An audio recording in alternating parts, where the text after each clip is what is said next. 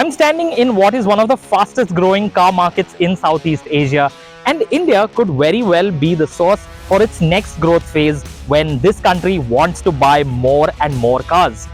This story involves Skoda and India, but before we delve into it, make sure you follow Car and Bike and hit the bell icon so you never miss out on an update from the channel.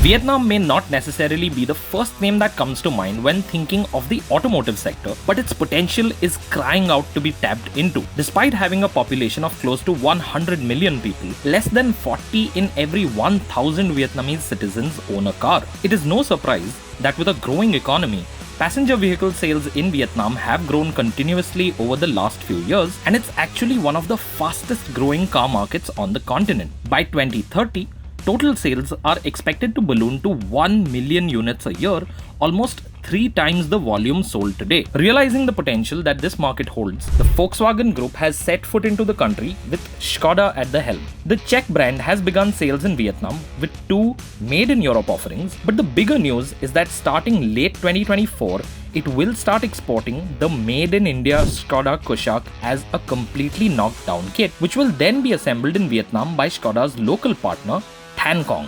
After the Kushaq, Skoda will also export the Slavia sedan, which is built alongside the compact SUV at its plant in Maharashtra in CKD form from 2025 onwards.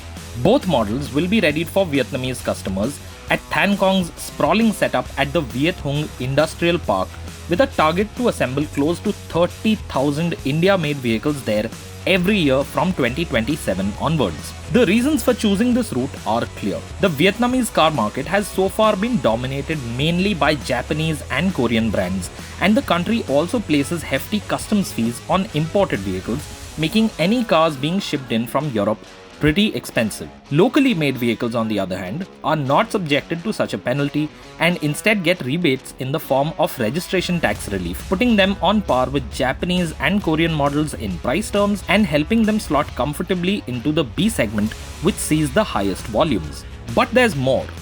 You see, India is immeasurably more convenient to use as a production hub, given its relative geographical proximity to Vietnam. It takes about half the time for an India-made vehicle kit to reach the country compared to a Europe-made vehicle, and it also results in significantly lower costs. And what makes this further exciting for India is Skoda and Than Cong plan to also use the Viet Hung facility to export fully built vehicles to other ASEAN markets, which could mean more cars being built in India for other countries. Skoda is also plotting a compact electric vehicle along with a subcompact SUV, both of which could end up following the same route into Vietnam, further boosting volumes and business prospects for Indian suppliers. This is bound to have a positive rub-off on India's automotive sector and could well set an example for other car makers in the country to follow suit. What's clear is that Vietnam is ready to buy more cars. There's simply too much headroom for this market to not grow, and India could very well be behind its supercharged growth in the coming years.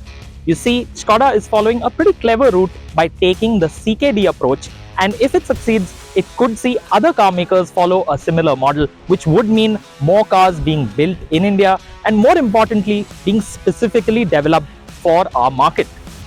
Let us know what you think of this story. If you enjoyed watching this video, found it informative, make sure you leave a comment, let us know your thoughts, give us your feedback, like this video and share it with your friends and family.